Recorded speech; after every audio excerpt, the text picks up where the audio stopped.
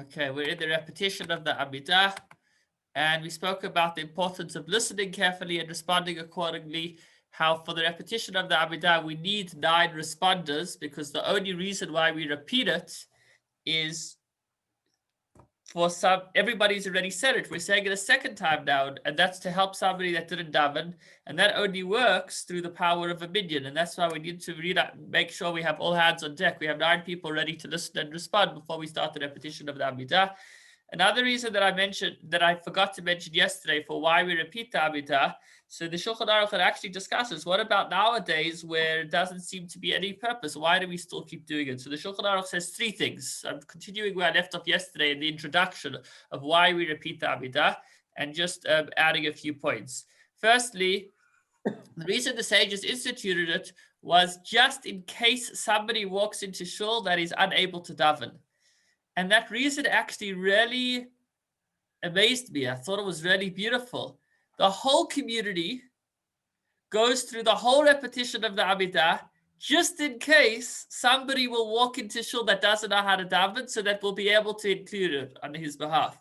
I just think it's like such a powerful lesson. We don't like the guy that doesn't know how to daven, that might not even show up to shul, but just in case he does show up to shul, everybody is going to every day spend all that extra time repeating the Amidah to be there for him. I just thought, like, whenever we're learning halacha, we also got to look at what are the life's messages in our day-to-day service of Hashem beyond the specific areas that we're learning about. So, for example, at the moment, we're not able to physically participate in a minyan, but that's an amazing lesson. How, to what extent everybody can, so to speak, inconvenience themselves just to be there for that Jew that might show up that doesn't even know what's going on. I found that quite powerful. So that reason the Shulchan Aruch says still stands today, because it still is the possibility of a Jew that will walk in, that won't know how to read, but will understand Hebrew and will be able to be included in the repetition of the Amidah. That will count as his private Amidah. Although it is highly unlikely, since it was instituted for that possibility, as long as that possibility exists, so that actually the reason for the institution of the sages still exists as well. However, the Shulchan Aruch continues to say, even without that reason, we do say that Kedusha, Kadosh, Kadosh, Kadosh, in the repetition of the Amidah, and it was instituted specifically in the repetition, and that's the only opportunity we'd have to say it. So if we would stop repeating the Amidah, we would lose out on being able to say Kedusha together. So that is a second purpose that there is in the repetition of the Amidah. And thirdly, the Shulchan Aruch says that once something was instituted by the sages, then sages of a later generation do not have the ability to cancel something that was instituted by the sages unless they are of a greater level, either greater in greatness or in number, or both. And we certainly are not on the caliber of the Beis Din of however long ago it was, maybe some 1,500 years ago or more. So that's 3 reasons why we continue to say Amidah. First of all, because there's that possibility of that Jew that might still be unable to read, and he will be able to fulfill the mitzvah through that. Secondly, because we have Kedusha. And thirdly, because once it was instituted by the sages, we don't take that away. And I mentioned, obviously, that tells us that there are deeper dimensions beyond the reasons that we know. Yes, Terry? Why, for example, like on a Friday, if you come early, you do the mincha and we do the repetition, but in the Mariv, we don't. That's a great question. I think we might answer it in the Kitzur, but just in case we don't, the reason is because when the 3 prayers were instituted, although they correspond to the prayers that the forefathers davened, meaning we know that Avram davened in the morning, and Yitzchak davened in the afternoon, and Yaakov davened in the evening. However, that didn't, just because they davened in those 3 different times, it didn't yet mean that was now the requirement.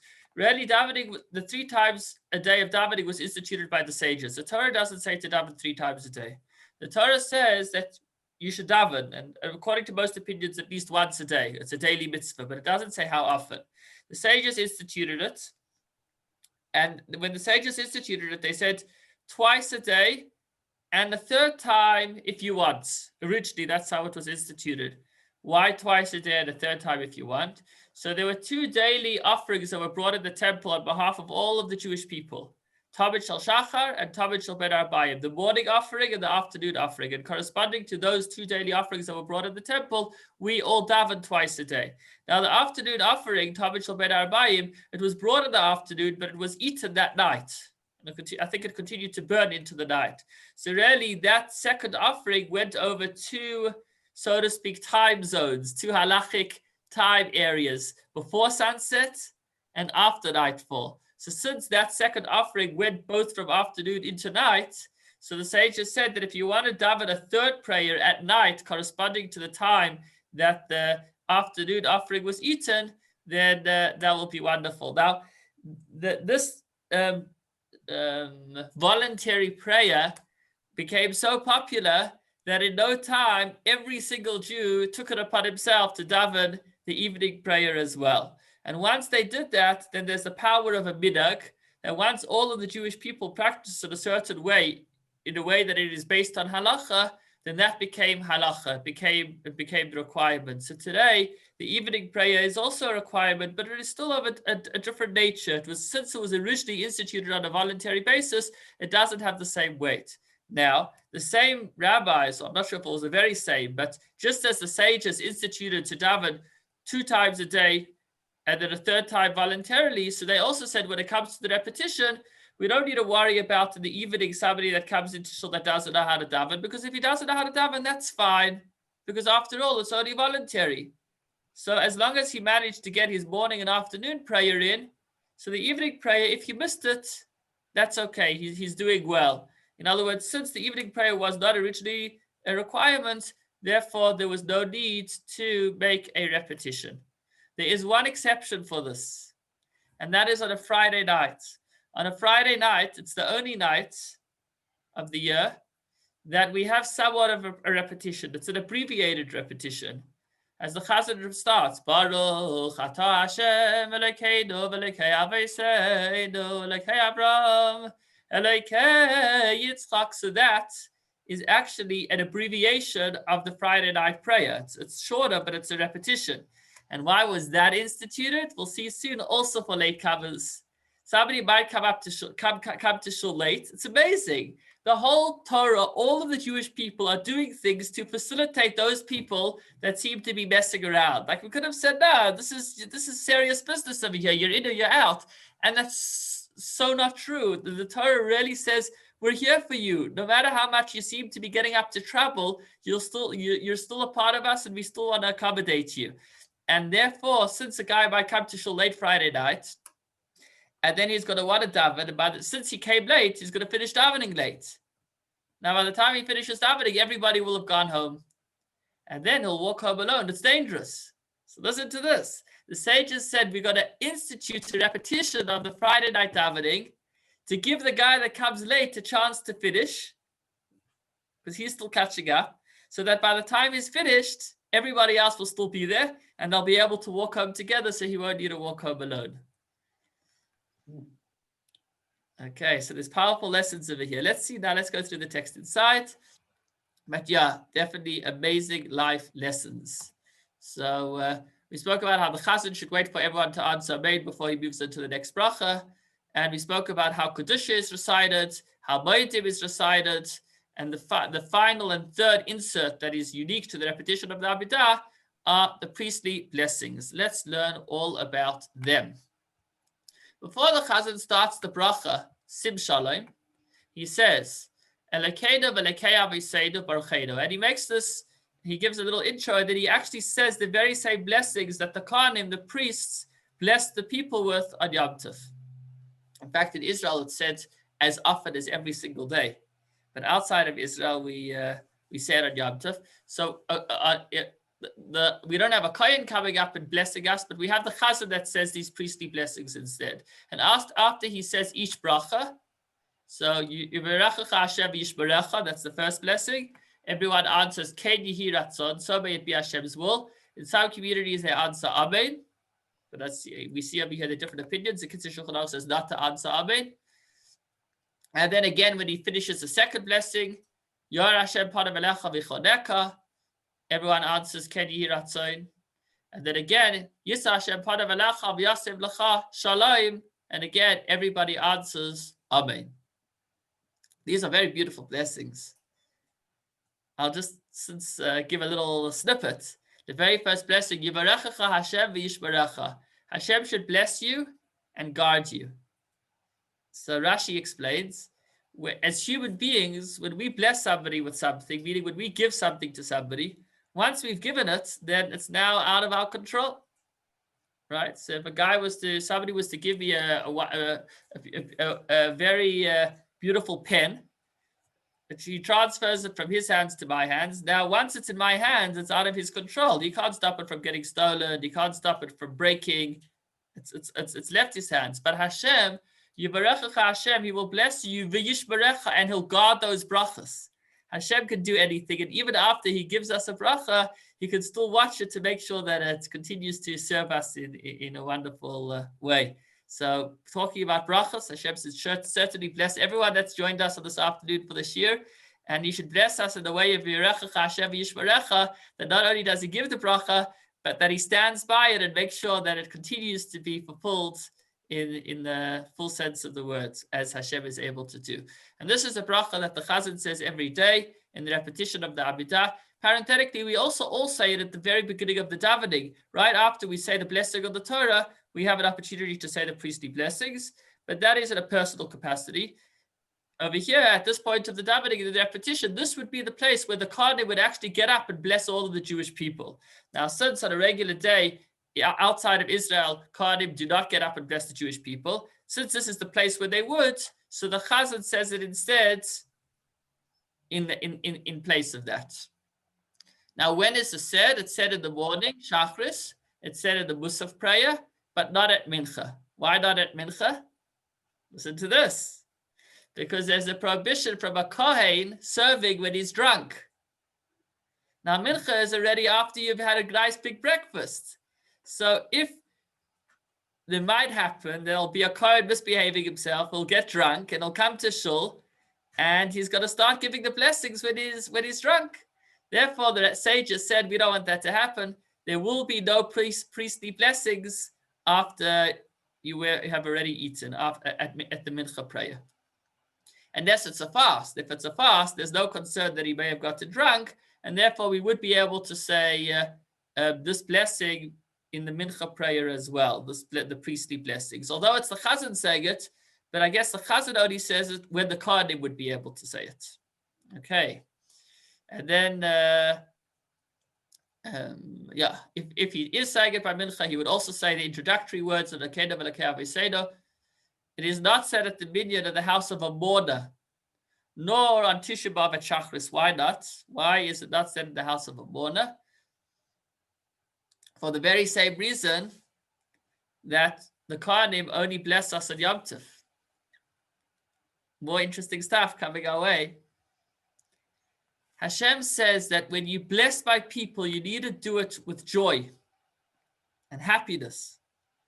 And so therefore, we reserve the priestly blessings outside of Israel to a time of added joy and happiness. And when is that? On Yom Tov. Okay. So similarly, in a house of mourning, since it's a place of sadness, we don't want to mix one thing with the other. It's not a time for joy and celebration. So we leave out the priestly blessings, since the priestly blessings are supposed to be said with joy. By the way, it is actually, there are different opinions about whether the Chazan can say it. But we'll go with what the Kitzur is saying for now, that it is skipped out. Okay, let's try to finish the chapter if we can. We've got a few more minutes. And now concluding. After the Chazan completes the Shmoneh Esrei, the repetition of the Amida, he says quietly, Yul Ratzon, Imrei Fi, may my words be wanted before you, Hashem, etc. He does not need to take 3 steps back. Why not? After all, he has just said an Amida. If he's just said an Amida, then he's been standing in front of Hashem. If you're standing in front of Hashem, we said it's most appropriate that when you finish, you step back as you leave the king. The reason is because he will take 3 steps back at the end of the Kaddish that follows the repetition of the Amida. So those 3 steps he takes back at the end of the Kaddish are when he's stepping away from the king. So that's an interesting one. People have sometimes wondered, do they need to take the 3 steps back, and why is it different? So that is the answer for that. Okay, a few more points over here. What about fast days? Okay, so if there are 10 men, a minyan in the shul, on a fast day, who are fasting and plan on completing the fast, the Chazan, the Chazan adds the prayer Aneinu before a Fa'einu. There's an added paragraph that he said in connection with the fast as an added blessing. The Chazan adds it as an independent blessing just before the blessing of Rafa'einu, asking for health by Shachris and Mincha. If he did not say it in the correct place, and he realized before he said Baruch Atah Hashem of that bracha, then if he still hasn't yet concluded the bracha, he hasn't yet said Hashem's name, then he could go back and say Aneinu and then continue to Rafa'einu. But if he did not realize he missed it out until after he said Hashem's name, then you could add it in a little bit later in the repetition by the bracha Shemea Tefillah, which is just a little before Moedim, just before Moedim. And if he forgot there as well, then he could add it in at the end of the Amida. But he wouldn't add Baruch Atah Hashem at the end. So now we're talking about the Chazan. But the idea is that there are certain times, as we've learned, that when you forget something, you need to repeat the Amida. And there are certain times when you forget something that you don't need to repeat the Amida. If you forgot to mention a fast on a fast day, then that is not something that is would require you to repeat the Amida. It's fine. You can move on because it does not need to be repeated. As far as number 9, 6 people davening. So the Chazan does not repeat the Shemona Esrei aloud unless 6 people are davening with him.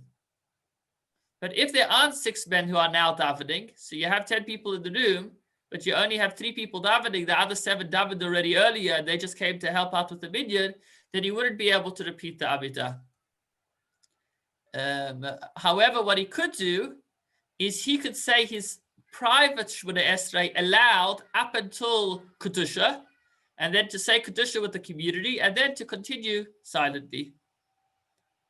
Okay, and then now as far as mistakes, in all cases where we've said it, when an individual made a mistake, he needs to go back and correct himself, the same thing would apply with the Chazan. Except, this is an interesting scenario, if the Chazan forgot to say Ya'aleh v'Yavai on Shachris of Rosh Chodesh and Chol HaMoed, and he didn't realize this until he completed the repetition, then he does not need to repeat it since we will still be davening Musaf, and since there will be another prayer which speaks about Rosh Chodesh, that will fill in for what he forgot. Okay. And we don't want that to be a burden on the community. I'm just finishing off quickly over here so we can start something new tomorrow.